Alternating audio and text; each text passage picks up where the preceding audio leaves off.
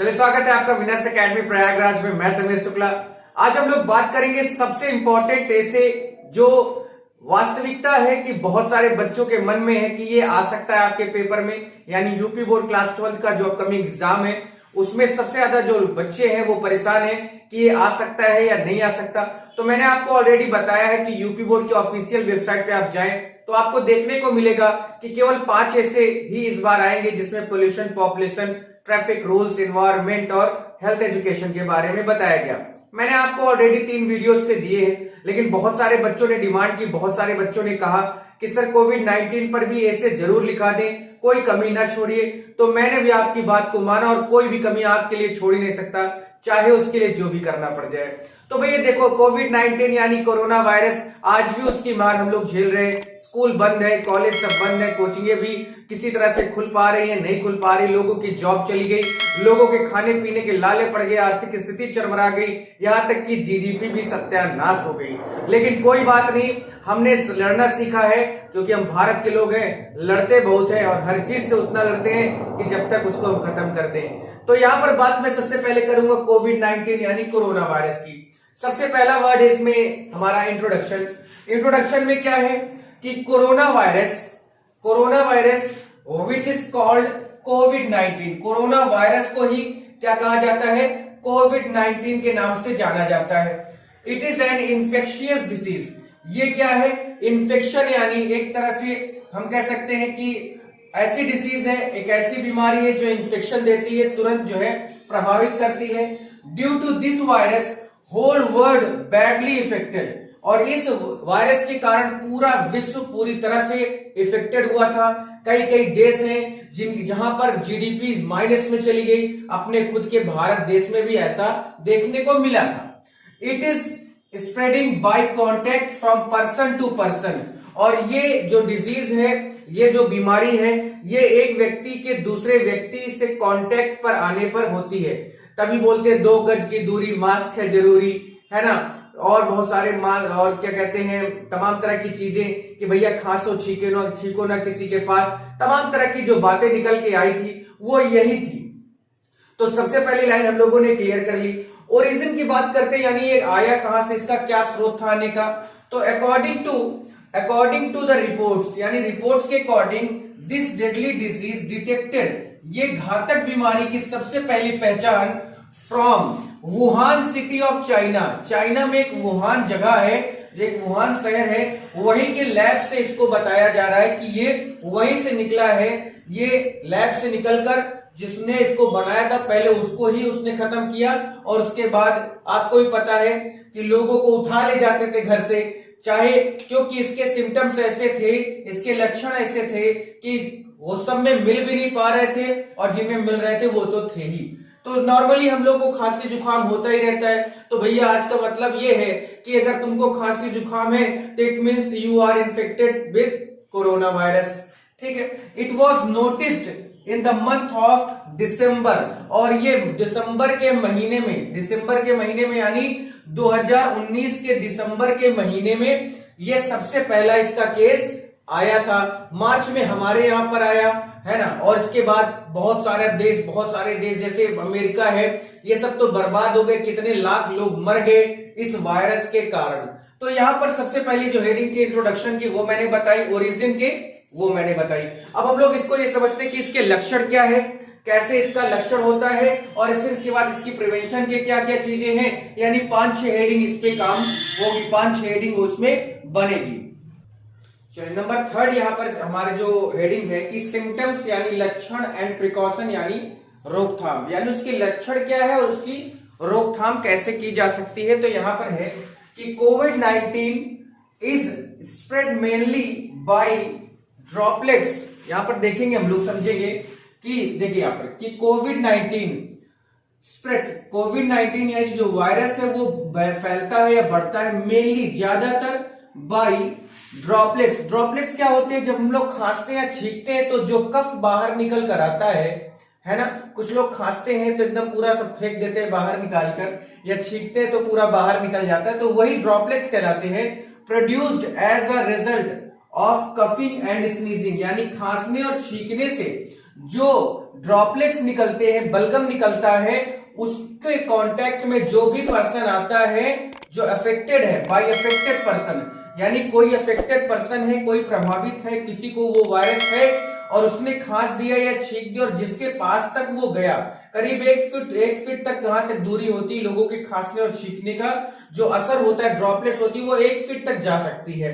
तो अगर कोई पास में खड़ा है, अगर उसने देखा, उसके हाथ पर गया, उसने अपने हाथ को आंखों में या नाक पर या मुंह में लगाया और जैसे ही लगाया तो इसका मतलब कि वो भी क्या हो जाएगा, अफेक्टेड हो जाएगा, उससे तुरंत वो ग्रसित हो जाएगा। It can stay in body for more than 14 days. और ये वायरस ऐसा वायरस है जो करीब 14 दिन तक एक शरीर में रह सकता है। खैर, हमारे यहाँ का बहुत ऐसा इम्यूनिटी सिस्टम है, गांव में आज तक नहीं पहुंच पाया, कई गांव ऐसे जो इससे अछूते रह गए। हाँ, जो लोग बाहर से आए, जो लोग मुंबई दिल्ली यहाँ से वापस हुए हैं, बहुत प्रॉब्लम हुई है, उन्होंने कुछ ऐसा किया, अदरवाइज सब कुछ फिट था, कोई दिक्कत ज्यादा, इसलिए मृत्यु दर जो इस वायरस से थी वो सबसे कम भारत की ही थी, जबकि 135 करोड़ की जनसंख्या में इसका कोई असर नहीं पड़ा। अब इसका प्रिकॉशन सुनिए, ये आपकी क्या थी, ये थे सिम्टम्स, ये थे सिम्टम्स। अब यहां पर बात होगी प्रिकॉशन की, ठीक है। प्रिकॉशन क्या भैया, तो if we want to get rid of this deadly virus, अगर हम इस घातक वायरस से छुटकारा पाना चाहते हैं, then we have to follow some instruction which is followed by doctors and government. तो हमें कुछ ऐसे निर्देश का पालन करना होगा जो कि डॉक्टर और गवर्नमेंट के द्वारा बताए गए हैं, क्योंकि गवर्नमेंट और डॉक्टर दोनों ही नहीं चाहते कि उनके यहाँ के या उनके देश के लोग मरे, है ना। कोई नहीं चाहता, कोई भी राज्य या कोई भी सरकार नहीं चाहती, कोई डॉक्टर भी नहीं चाहता कि उसका पेशेंट मरे। तो वो एक अपनी सलाह देते हैं, क्या क्या, कि as proper use of sanitiser, hand sanitiser, जो एक मेडिकल फैमिली का सबसे बेरोजगार एक प्रोडक्ट था, अचानक उसकी सरकारी नौकरी लग गई, ऐसा कह सकते हैं। तो सैनिटाइजर का use, washing hand time to time, हाथों को समय समय पर धुलना, यूज मास्क ऑन फेस पर मास्क लगाना, and maintain distance 5 to 6 feet, और करीब 5 से 6 फीट की दूरी दूसरे व्यक्ति से होनी चाहिए, and improve the immunity system, और कुछ हमें ऐसी चीजें खानी चाहिए जिससे हमारा इम्यूनिटी सिस्टम यानी अंदर की जो ताकत WBC है वो और मजबूत हो जाए। तो ये थे इसके सिम्टम्स, ये थे इसके प्रिकॉशंस। अब हम लोग बात करेंगे यहाँ पर इम्पैक्ट ऑफ द वर्ल्ड और उसके कंक्लूजन की, आखिर इसका जो प्रभाव पड़ा वो पूरे विश्व में कैसा, इसका क्या प्रभाव था, और उसके बाद हम लोग इसके क्या बात करेंगे, इसकी सबसे बड़ी बात की कंक्लूजन पर, ठीक है। तो ये था आपका, आप इसको चाहे तो इसका स्क्रीनशॉट ले सकते हैं, फिर उसके बाद हम लोग आगे बढ़ते हैं। चलिए, इफेक्ट ऑफ कोरोना वायरस, यहाँ पर बात करेंगे कि आखिर कोरोना वायरस का कितना गंभीर प्रभाव रहा है, कितना प्रभावित किया इस कोरोना वायरस ने।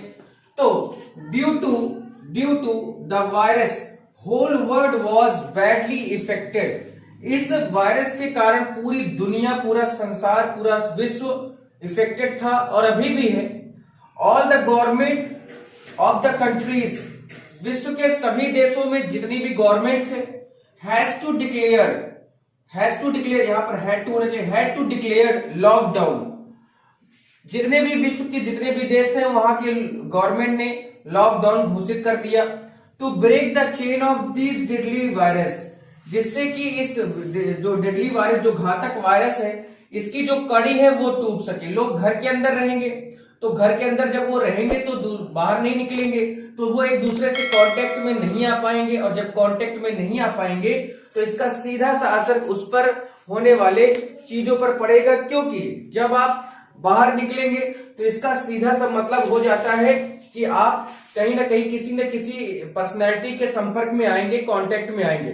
तो जब आप घर पे रहेंगे तो आप सुरक्षित रहेंगे, इसी पे कहा गया कि घर पर रहो, सुरक्षित रहो, तमाम तरह के ऐसे स्लोगन्स भी आए, है ना। तो इसी वजह से चैन को तोड़ने के लिए, and the people had to face many problem, लोगों को लॉकडाउन के कारण बहुत समस्याओं का सामना करना पड़ा। एज क्या क्या था, जैसे कितने लोगों की नौकरियां चली गई, सबसे ज्यादा मजे सरकारी टीचर लिए, सरकारी नौकरी वाले। इकोनॉमिकल प्रॉब्लम, कितनों के घर की आर्थिक स्थिति चरमरा गई, एजुकेशनल प्रॉब्लम, शिक्षा से संबंधित समस्याएं होने लगी, एक्सेट्रा।